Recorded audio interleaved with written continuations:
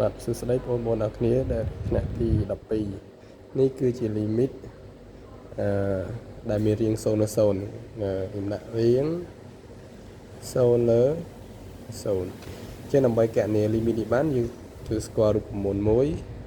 limit x ខិតរក0 sin x លើ x ស្មើ1មានន័យថាចំនួន x ចូលទៅក្នុងមុំរបស់ sin បានដូចជា sin 0 sin 0 ស្មើ0ហើយចំនួន x ខិតទៅរក0ទៅតម្លៃ x គឺស្មើ0អញ្ចឹងកាលណាមុំវាស្មើ0ភាគបែកស្មើ0គឺ limit ហ្នឹងគឺស្មើ1ចំពោះ limit នេះ x ខិតទៅរក π លើ3ចំនួន π លើ3ចូលទៅក្នុងមុំរបស់ sin បានដូចជា sin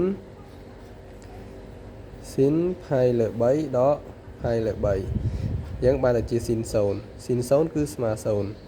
ហើយចំនួន π លើ3ចូលទៅក្នុងភាគបែងដែលមាន x នេះ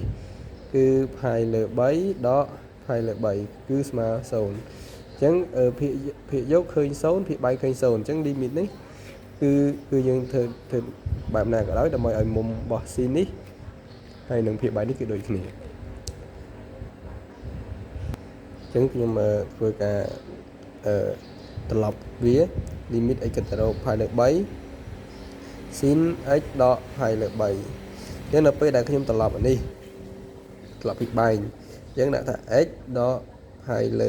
3កាលណាយើងត្រឡប់សញ្ញានៅខាងមុខវាដាក់សញ្ញាដកអញ្ចឹង limit x ទៅរក π លើ3 sin x ដក π លើ3នៅលើ x ដក π លើ3មានន័យថា sin ក្នុងមុំវាក៏0ហើយភាគបែងនេះក៏0អញ្ចឹងវាស្មើ1តែដោយសារវាមានសញ្ញាដកខាងក្រោមនេះគឺស្មើដក1បាទអរគុណច្រើន